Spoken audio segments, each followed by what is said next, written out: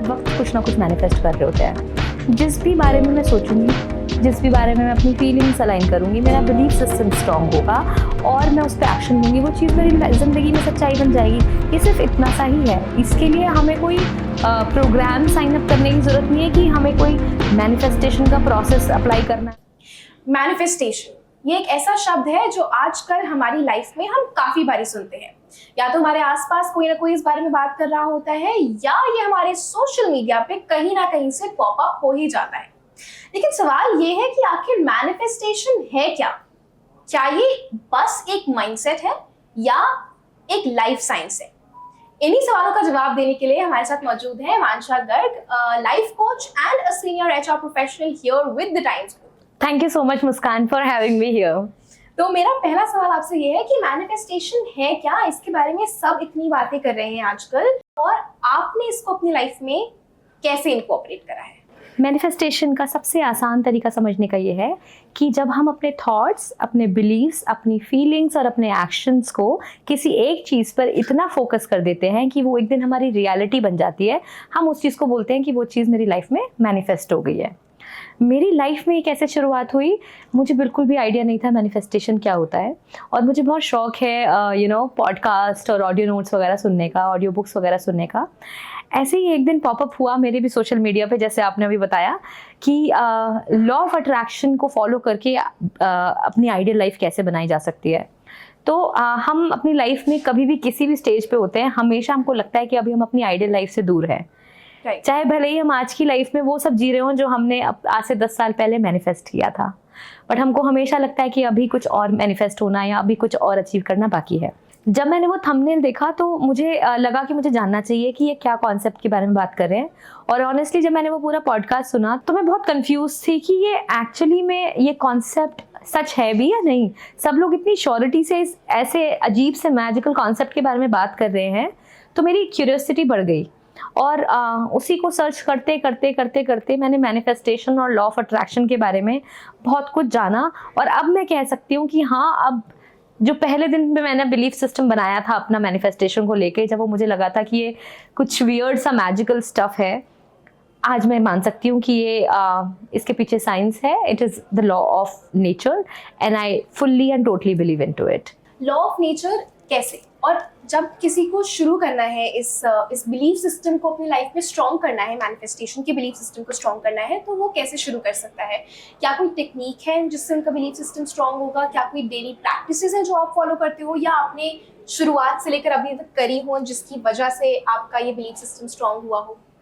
अब मैं शुरुआत की बात बताती हूँ। जब मैंने ऑफकोर्स इस कॉन्सेप्ट को नया नया समझा, तो अगर आप जाओगे इंटरनेट पे तो इतनी सारी अलग अलग टेक्निक्स हैं और इतने सारे लोग इतनी अलग अलग बातें बता रहे हैं कि आप कंफ्यूज हो जाते हो कि आपको एग्जैक्टली करना क्या है। तो उसी कंफ्यूजन में मैंने भी एक टेक्निक पिक की। उस टेक्निक का नाम था 369। उस टेक्निक में आपको 45 डेज तक अपने एफर्मेशंस लिखने थे, 3 बारी सुबह, 6 बारी दोपहर में और 9 बारी रात को। एफर्मेशंस क्या होते हैं? जो भी मुझे चाहिए उसको प्रेजेंट टेंस में लिखना। मुझे ये गाड़ी मिल जाए की बजाय मेरे पास ये गाड़ी है, मेरा प्रमोशन हो जाए की बजाय मैं आज इस कंपनी में सो एंड सो पोजीशन पे प्लेस्ड हूँ। तो कोई भी आपका जो एफर्मेशन है, जो भी आप मैनिफेस्ट करना चाह रहे हो, उसको 3 बार, 6 बार और 9 बार आपको डेली लिखना है और 45 डेज तक लिखना है। तो ये वो टेक्निक थी। और अगर बीच में ब्रेक हो गया तो आपको वापस से फर्स्ट डे से स्टार्ट करना है। ठीक है, मैं बिल्कुल बिलीव नहीं कर रही थी इस टेक्निक में, बट मैंने इस रिचुअल को फॉलो करना शुरू किया। कई बार रीस्टार्ट भी किया मैंने, बीच में छूट जाता था, बट अल्टीमेटली मैंने कुछ भी मैनिफेस्ट नहीं किया। तब मैं बहुत डिसहार्टन हो गई, लेकिन आज मुझे पता है कि मैंने कुछ मैनिफेस्ट क्यों नहीं किया। क्योंकि उस टाइम पे मैं बस ब्लाइंडली एक रूटीन को और एक टेक्निक को फॉलो कर रही थी। बट ये जो मैनिफेस्टेशन की जर्नी है ना, इसमें सबसे बड़ी इंपॉर्टेंट चीज़ होती है अलाइनमेंट। कि आपके थॉट्स, आपकी फीलिंग्स, आपका बिलीफ सिस्टम और आपके एक्शन, जब तक ये चारों चीज़ें एक दूसरे के साथ अलाइनमेंट में नहीं होंगी, आप अपनी लाइफ में कोई भी चीज़ मैनिफेस्ट नहीं कर सकते। तो मैं सिर्फ लिखे जा रही थी, but with in my self एक बिलीफ सिस्टम था कि ऐसे थोड़ी होता है, ऐसे लिखने से सब कुछ मिल जाया करता, तो सब लोग लिख लेते और सबको मिल जाता।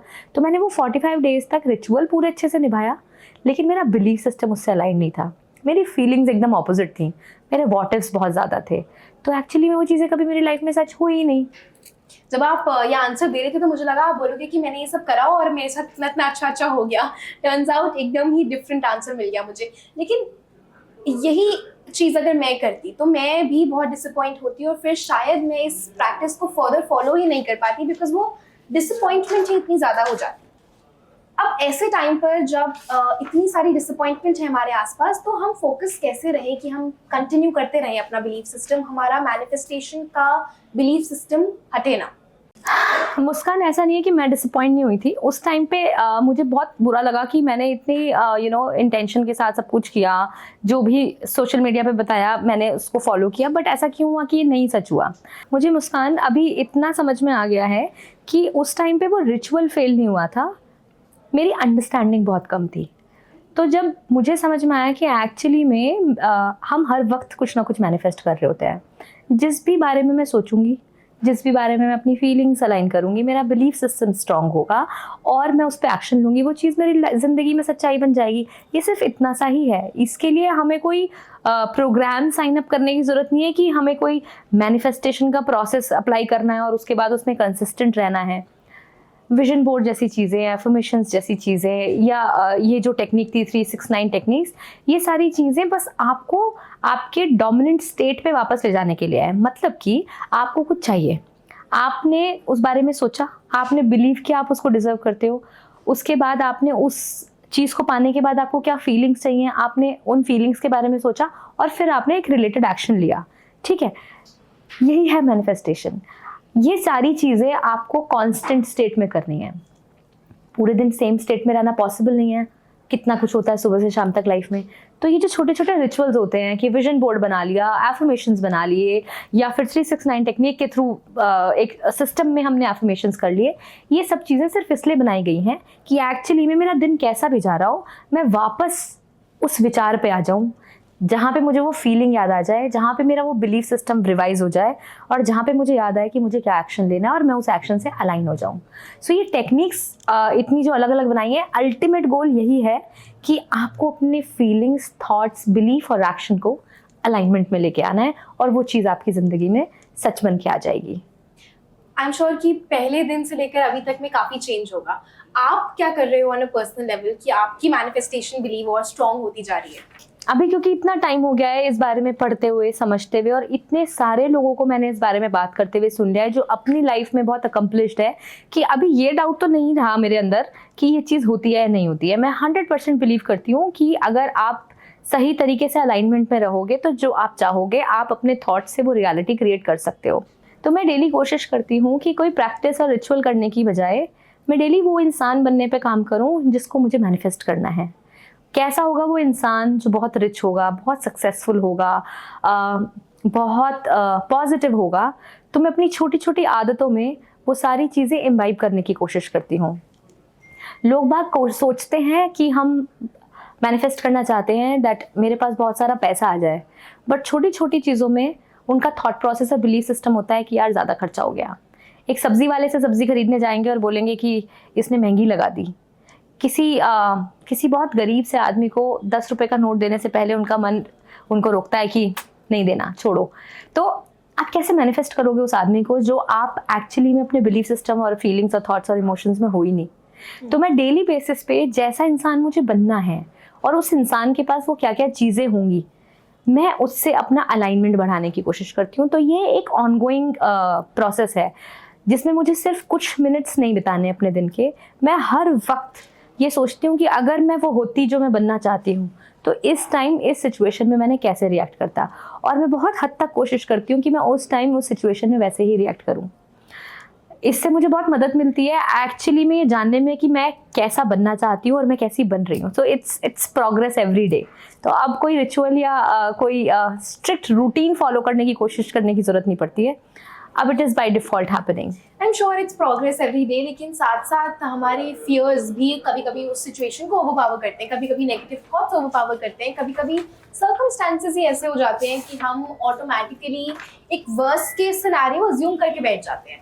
अब मैं उन इमोशंस से कैसे डील करूँ? मैं वो बेहतर इंसान बनने की कोशिश तो कर सकती हूँ, लेकिन नेगेटिविटी तो ऑटोमेटिकली लाइफ में किसी ना किसी फॉर्म में आ ही जाएगी। How do you deal with that?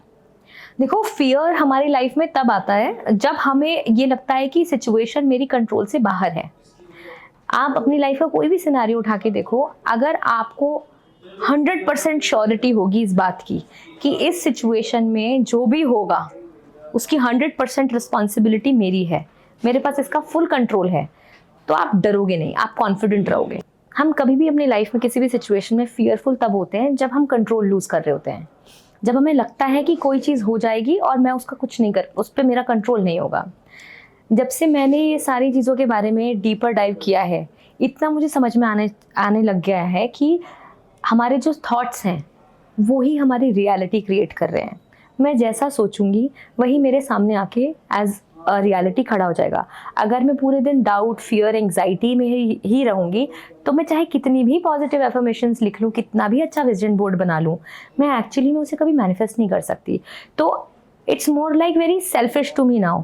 अब मुझे ऐसे लगने लगा है कि जब भी कोई नेगेटिव इमोशन मेरे पास आता है तो मुझे ऐसा लगता है कि किसी और इंसान का या उस सिचुएशन के बारे में नेगेटिव सोचने से किसी और का नुकसान होने से पहले ये मेरा लॉस पहले है, क्योंकि असल में मेरे थॉट्स मेरी रियलिटी बना रहे हैं, उस इंसान की रियलिटी नहीं बना रहे हैं। तो अगर मेरे थॉट्स नेगेटिव होंगे, मैं फियरफुल होंगी, तो कुछ ना कुछ मेरी लाइफ में ऐसा होगा जो मुझे उससे अलाइन कर देगा। तो जब से मैंने ये टाइम एंड अगेन फॉलो करना शुरू किया है, चाहे कितनी भी बुरी सिचुएशन हो जाए, मैं नहीं कहती कि मेरे को नेगेटिव इमोशंस नहीं आते हैं, उनका ड्यूरेशन कम करना मुझे आ गया, क्योंकि in back of my mind ये एक लूप में मेरे दिमाग में चलता रहता है कि इस टाइम अगर मैंने किसी भी लो इमोशन को पिक किया तो सबसे पहला नुकसान मेरा है। तो जब मैं वैसे ऑपरेट करती हूँ तो ऑटोमेटिकली मेरी बॉडी ने नेगेटिव इमोशंस का फ्रीक्वेंसी मेरी लाइफ में कम कर दिया है। तो आई थिंक हम वैसे ही अपने नेगेटिव इमोशन से डील कर सकते हैं। अगर किसी चीज़ को अपनी सेल्फिश इंटरेस्ट बना लिया जाए कि हाँ इसमें मेरा फ़ायदा है और उसको आप कॉन्स्टेंटली फॉलो करो, तो धीरे धीरे प्रैक्टिस में आने के बाद वो चीज़ आपकी लाइफ में it becomes your second nature. बिल्कुल, आई थिंक कि ये मेरे साथ भी पर्सनली बहुत होता है कि मैं नेगेटिविटी से ज़्यादा सराउंड कर लेती हूँ खुद को, और I think that's primarily the reason कि मेरी मैनिफेस्टेशन अभी तक इतनी स्ट्रॉन्ग हो ही नहीं पाई है। बट आई थिंक इस आंसर के बाद और इस एपिसोड के बाद I think I will work on it better, and I think I will work on my actions also along with my thoughts. चलो अब चलते हैं एक रैपिड फायर राउंड की तरफ। मेरा पहला क्वेश्चन आपसे ये है कि मैनिफेस्टेशन को लेकर एक ऐसी मिसकंसेप्शन क्या है लोगों के दिमाग में जो आप चाहते हो कि अभी इसी वक्त खत्म हो जाए? सबसे बड़ा मिथ मैनिफेस्टेशन का ये है कि लोग सोचते हैं कि बस हम सोचेंगे, एफर्म करेंगे, विजन बोर्ड बना लेंगे और वो सच हो जाएगा। मैनिफेस्टेशन एक मैजिक नहीं है। यूनिवर्स हमें कभी भी वो नहीं देता जो हम डिज़ायर करते हैं।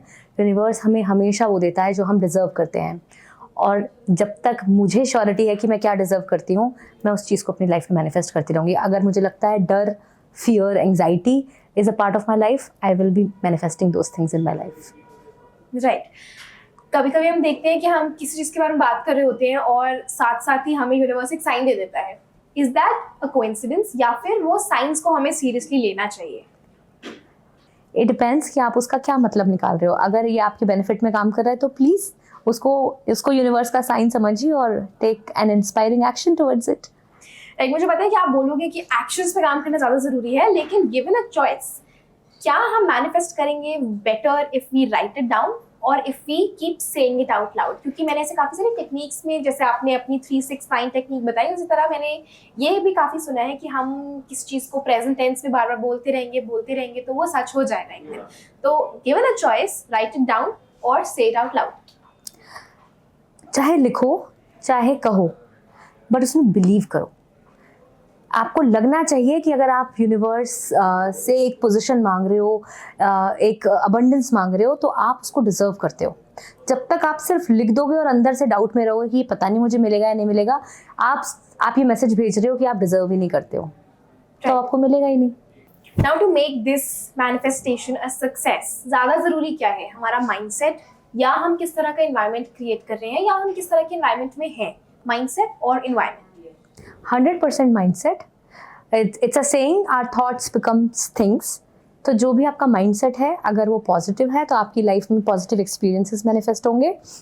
अगर वो नेगेटिव है तो उसी तरह के सर्कमस्टांसेस आपकी लाइफ में आएंगे। So it's 100% mindset.